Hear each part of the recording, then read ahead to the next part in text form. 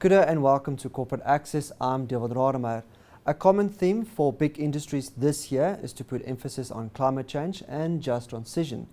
This means changing the way businesses operate and finding the best possible solutions and technologies to make this a reality. Governments and big mining companies have been vocal about their commitments towards cleaner mining operations and finding the right technological solutions. This three-part series will take a look at some of the technologies offered to the mining industry. And the expert joining me to understand the different smart technologies is Jonas Corrali, Head of Bosch Mining Solutions for Africa. Jonas, welcome. Off the bat, I understand this today we're talking about stop-start retrofit, and this technology differs to your average passenger vehicles as opposed to your mining trucks. What is the potential CO2 reduction when implementing this technology? Okay. Thanks, Devil, for having me here today. It's my pleasure to share some information about our Bosch Smart Mine Solutions. Actually, the concept of the start-stop is the same. By the way, Bosch was the pioneer on that solution for light vehicles, and we are bringing this technology to those haul trucks on the mining operation. Of course, the CO2 reduction, it depends of the size of the engine, the size of the truck, but considering the use cases we have so far, we are reaching a fuel consumption reduction between, in idle time, when the trucks are standing, between 6 to almost 20%. So if the idle time is more or less 30 to 40%, we are talking about a CO2 reduction of more or less 5 to 6% on that truck, on that operation. Before we get to the idling time, because I've got on that statistics, I've got some as well. I want to understand how much driving does a truck driver or the operator undergo per day that deem this technology necessary?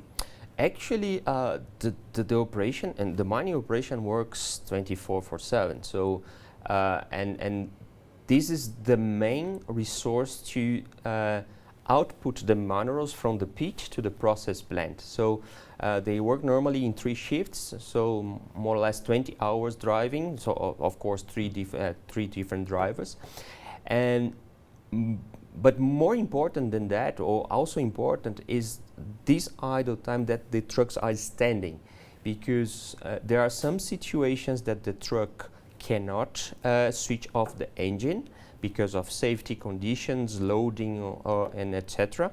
But there are some conditions that this engine can be off, and being off, we can reduce that CO2 emission, and then we can reduce that fuel consumption as well. You mentioned safety conditions, and I'm glad you're touching on it because I was about to circle on that. What are these safety conditions? Mm-hmm. There are several. Generally speaking, just to give an idea, we have to give this or to keep the same safety standards for the driver, of course. And the engine cannot switch off when, for example, the inclination of the truck is more or less 5 degrees. More than 5 degrees or less than 5 degrees declination or inclination, the engine can be off. When the shovels are loading the truck, also due to all the hydraulic conditions of the truck, the engine must be on. Also safety conditions like seat belt fastened, doors open. We place those sensors as well inside the cockpit to secure that the engine can be off and the driver can be safe inside the cockpit. Yeah. Why can't the engine be switched off during loading and the inclination? Because of the hydraulic conditions. So they have to access, if something happened with the loading process, they have to manage the steering right away, and that's why we in this situation we must the engine on. Yeah. Okay. Earlier you spoke about the idling time is about 30% plus minus of the time. What I want to know is the stop-start retrofit, will it help increase the engine life? That's a very interesting discussion.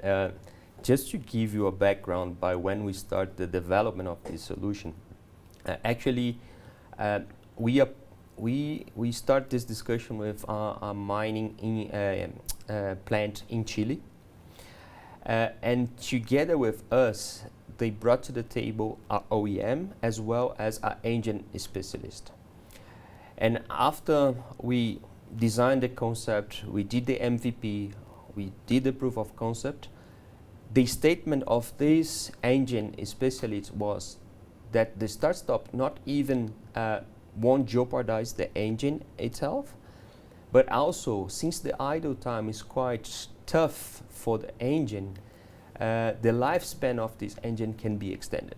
So it was not our, I would say, marketing about this. It came from a engineering specialist in Chile who has worked with us on this development. Yeah. Okay. Yeah.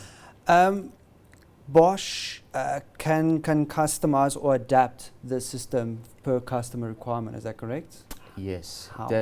Yeah. This is also important to mention because this is a retrofit solution. It's an aftermarket solution, and adaptation must be done according to the truck model and of course the OEM. So there is a adaptation phase to plug and play the solution to a haul truck in the mining operation. Yeah. When you adapt this technology per customer requirement, does it keep to industry standards? Oh yeah, for sure. So yeah, we actually we followed, as Bosch, we followed the same development procedure as a normal OEM product. So we did our quality gates, our FMEA, so the failure analysis, risk analysis, everything we did to launch this in the market, considering as an aftermarket application, of course, but following the safety standards and the safety procedures of our company. Yeah. I was about to ask, Bosch, do you have your own standards, or do you keep to the international standards? International standards, of course. Yeah. Okay. So of course, we have our internal procedures, but we follow the international standards, ISO and so on. Yeah.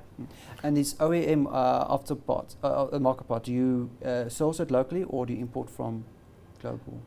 Nowadays, we of course the electronic components we import everything.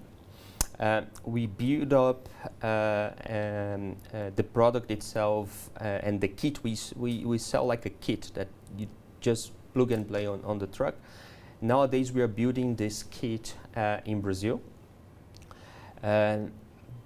But we, if we see the scalability of the demand for this solution here in Africa, we have our manufacturing site here in Brits, and we are completely able to localize this as well. Yeah. Great. Have you seen an increase in demand from your clients for this technology? Yes, absolutely.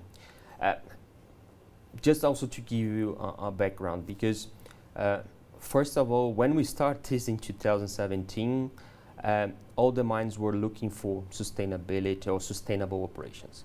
And this just increased. Now the buzzword ESG came to the table. Everybody's talking about ESG. And for the mine, the E itself, the environment, is really, really important for the industry itself.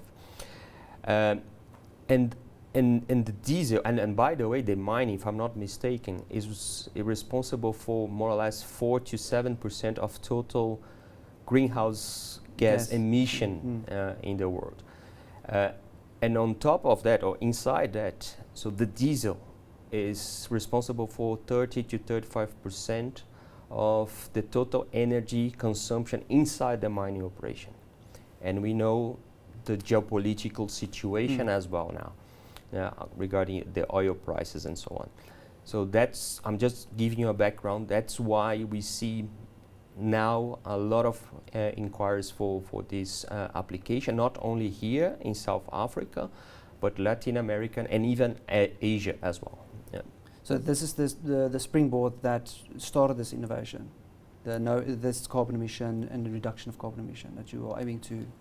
Correct. Actually, when we were developing the smart mine concept and interview our customers, and when we had this approach from this mining in Chile, the main target was not the fuel reduction, was the CO2 reduction. Of course, based on less burning rate of the fuel itself. So, but the main target for them was the environmental target to reduce this on their operation. Okay. Jonas, thank you so much for joining me today. We're going to have to park the conversation here for now. That was my guest, Jonas Corrali, head of Bosch Mining Solutions for Africa. Tune in for the next episode tomorrow at the same time as we continue the journey looking for smart technologies for a cleaner mining operation. Until next time.